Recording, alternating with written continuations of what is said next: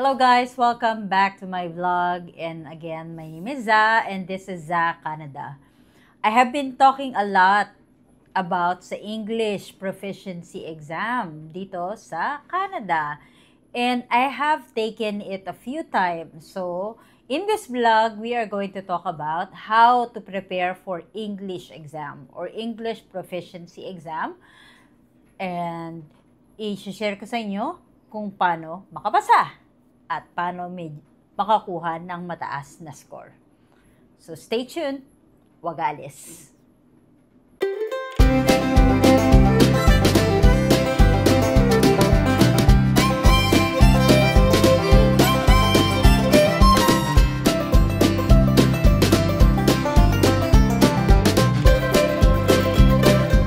Hello, thank you for staying in this channel, and yun nga, pag-uusapan natin kung paano ipasa ang IELTS or CELPIP nyo.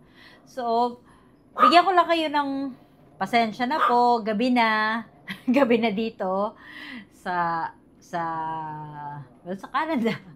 Ang aga-aga lumubog ang araw. So, by this time, 4 na oras na nakakaraan. So, alas 4 pa lang ng hapon, madilim na dito. So, ngayon, alas 8 na ng gabi, and I'm recording this video this evening para may ma-upload ulit tayo na makakatulong sa lahat ng mga kabayan natin dito sa Canada na nagpaplano na kumuha ng kanilang English exam. Bigyan ko lang kayo ng background. Kumuha ko ng IELTS muna.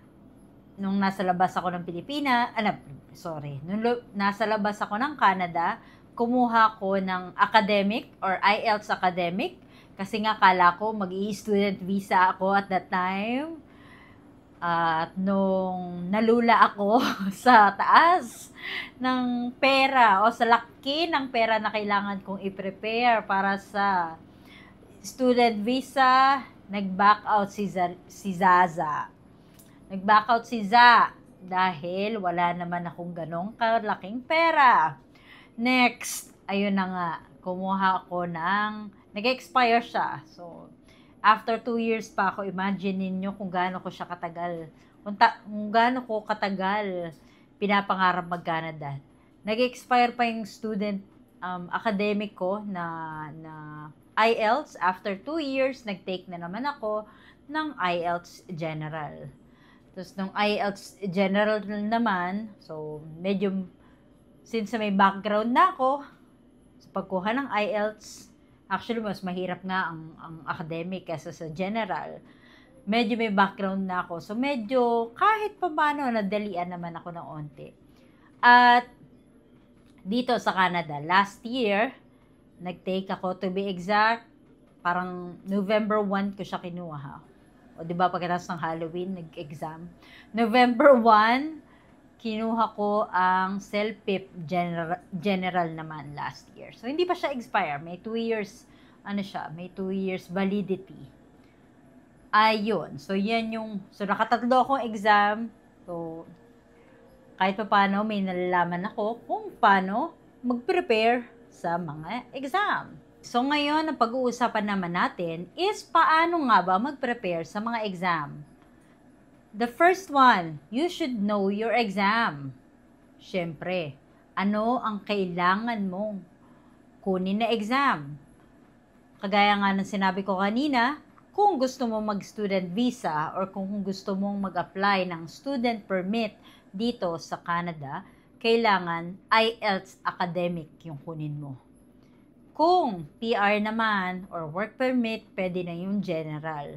Pwede rin yung CELPIP general. So, depende sa pangangailangan ng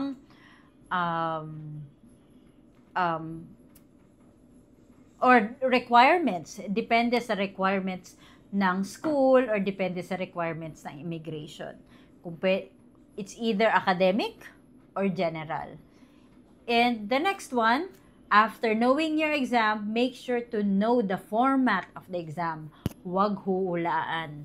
Kagaya nung sinabi ko sa last vlog ko last time, sinabi ko na kahit gaano ka pa kagaling mag-English, ka-fluent, you should know the format of your exam. Kasi iba-iba yan. Pahirap ng pahirap. Pahirap ng pahirap yung nila, level of difficulty. So, make sure to know the format of the exam. The second strategy para makapasa sa exam is create a study plan. Study plan, which means na mag-create ka ng oras na i-google mo. Ang lalim ng Tagalog. Na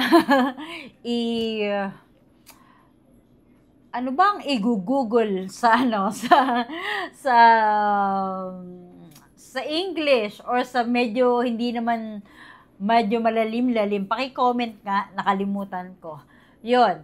So for example, sa isang araw, kailangan mo maglaan ng 30 minutes sa listening, 30 minutes sa speaking, 30 minutes sa writing, and at least 15 to 20 minutes sa speaking.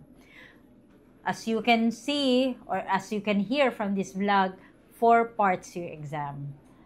May speaking, may writing, may listening, and reading. Ayan. So, huwag kakalimutan, kailangan lahat yan ma-practice nyo at least a month before the exam. Kasi normally, kung ano naman yung mga exercises na binibigay ng YouTube,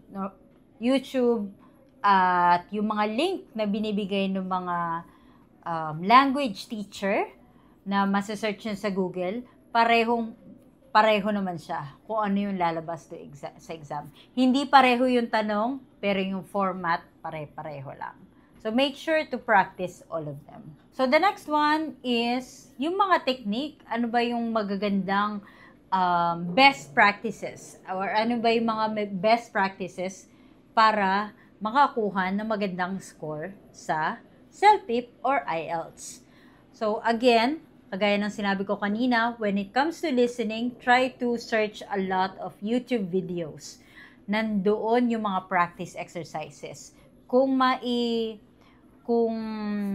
mapapractice nyo, at least like 1 exercise a day, I'm sure by the time ng exam, you'd be able to ace it. Basta maglaan lang kayo ng, if you can do at least, or maybe, better if 2 to 3 exercises a day, ang ilalaan nyo para sa practice when it comes to listening, then mas maganda.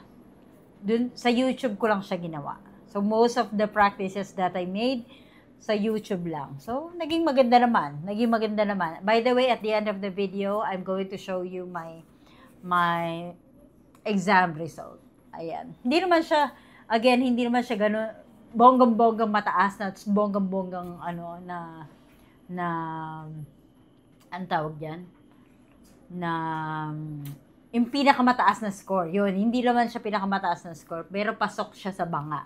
So, pasok siya sa pangangailangan ng mga job na in-applyan ko dito. So, anyway, yun nga. Sa listening, make sure to practice in YouTube. Sobrang dami. You just have to type in YouTube, CELPIP listening exercises, and it will give you a lot. Tapos, listen to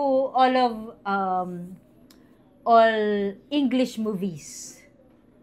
Yan. Dapat lahat ng pinakikinggan mo ngayon or lately, puro English lang. Walang Tagalog. Para ma-practice mo yung Kasi minsan, iba-ibang accent yan eh.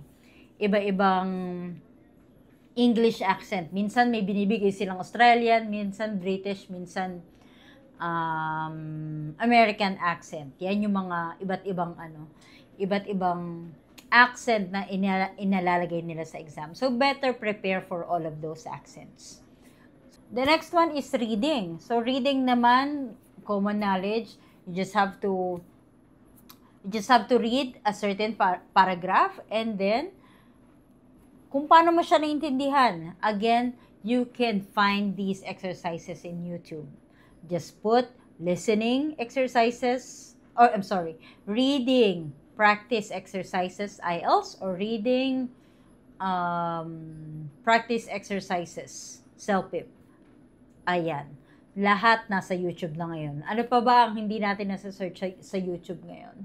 O most of the vlog or most of the people na exam center, yung mga exam review center, nilalagay nila yung mga practice exercises. Again, these are not the exact exam itself that will manifest in the exam date itself, pero nandun yung format. So, kung alam niyo yung format na exam, hindi malabo na hindi kayo makapasa.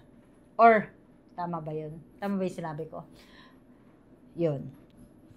Next one is writing. Dito sa writing, medyo tricky siya. Kasi kailangan mo talaga, marunong ka mag-subject-verb agreement. Marunong ka mag-create ng mga complex sentences. Especially kapag academic. Yung academic is more on technical siya. At at the time na nag-take ako ng IELTS academic exam, is I was asked to translate a bar graph. Ipapaliwanag ko siya in writing on how to describe the bar graph that I was seeing. Yun yung exam ko.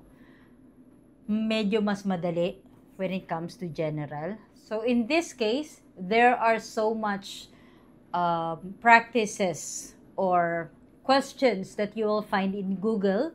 Just type writing or IELTS writing examples, tapos ira-write nyo siya. Pero ngayon may ChatGPT na eh. So in ChatGPT, you can just ask ChatGPT to provide you writing exercises for IELTS or CELPIP, and then you can write and then ask ChatGPT to correct it for you as well. Paulit-ulit nyong gawin. Again, 30 minutes in a day for writing exercises will do, as long as you do it consistently. And lastly, for speaking, kailangan nyo nakausap, syempre, ng magaling mag-English. At as much as possible, if you have a speaking buddy, parang humanap ka ng isang friend who would be able to guide you, speak with you, and would be able to correct you if in any case, para ma-practice yung speaking ang tawag yan? Speaking skills. Kung wala naman, then try to do it in ChatGPT too. Si ChatGPT, this is not promoted by ChatGPT. Bakya naman, ChatGPT. Okay. Pero,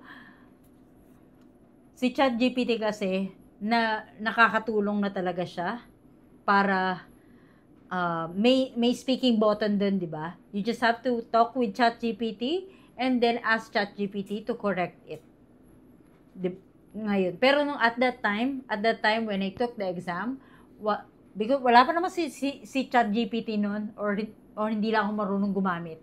Hindi lang ako na-expose kay ChatGPT. So, ang ginawa ko, as I mentioned in my previous video,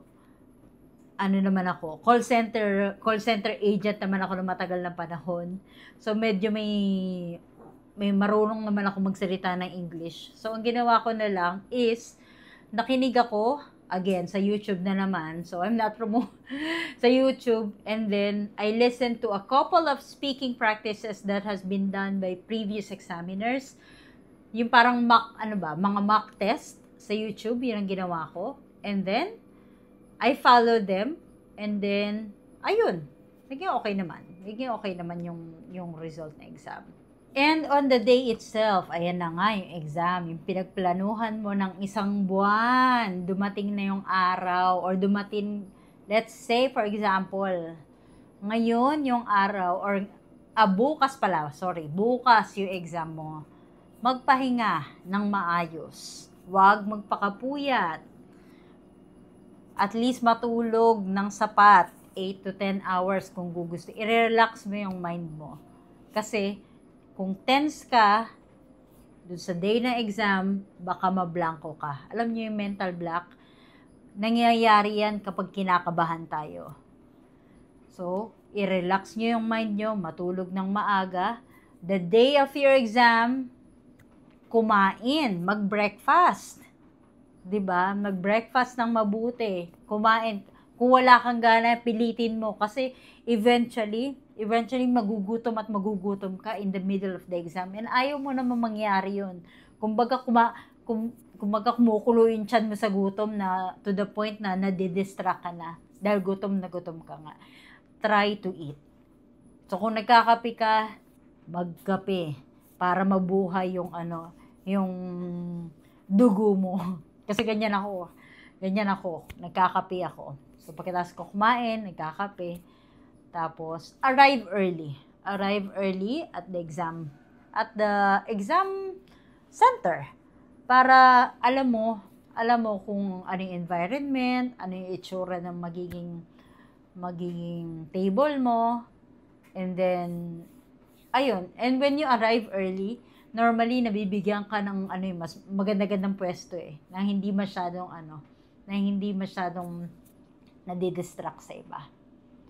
Okay? So, yan na nga, simple lang yung mga natin. Simple lang yung mga tips natin para makapasa sa English Proficiency Exam. Sana nakatulong tong video na to. So, again, at the end of this video, ayan na nga, ipapakita ko na sa inyo yung kinuha ko na exam. So, ilalagay ko dyan yung self-pip natin. Self-pip na kinuha natin like 2 years ago, nung general. Yan lang muna. Okay? Kasi, ayoko muna ilagay yung tawag dyan, yung self-pip, kasi yun yung valid Ilagay muna natin yung matagal na. Matagal ko nang kinuha. Okay? So, sana may natutunan kayo sa video na to. If you like this video, don't forget to like and subscribe and comment below kung kailan nyo gustong mag-take na exam. And if you have any questions, just comment. At laging tatandaan, hindi kailangan maraming pera, basta may peace of mind. Thank you for watching. I'll see you next time.